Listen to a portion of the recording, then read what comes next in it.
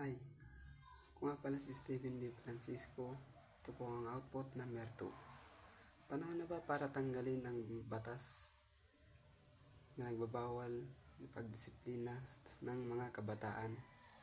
Para po sa akin is hindi po. Dahil kailangan pa rin po natin na madisiplina ang ating kabataan. Dahil ito po ang pag-asa ng bayan. Pwede naman pong disiplinahin pero sa maayos na paraan, hindi yung gugulpin, bubugbugin, hindi po ganun. Is para lang po sa akin is madisiplina ang bata para umayos. Dahil pag nasobra naman din po, pwedeng makasuhan ng child abuse, pagbubugbog.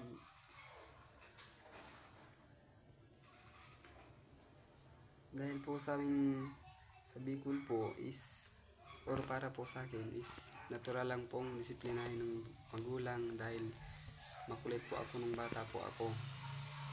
Kaya mamungkahi ko lang po is agree akong hindi matanggal ang tradisyonal natin pagbabawal o pagdisiplina sa mga kabataan. Dahil kailangan po ito dahil ito po ang nagpo-process sa bata kung ano siya sa paglaki. Or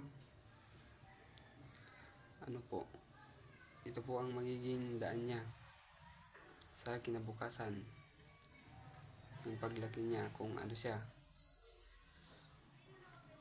Dahil po pag hindi po nadisiplina ang bata, magiging makulit po ito or baka maging tambay na lang dahil di nadisiplina ng magulang, hindi sa kanila susunod.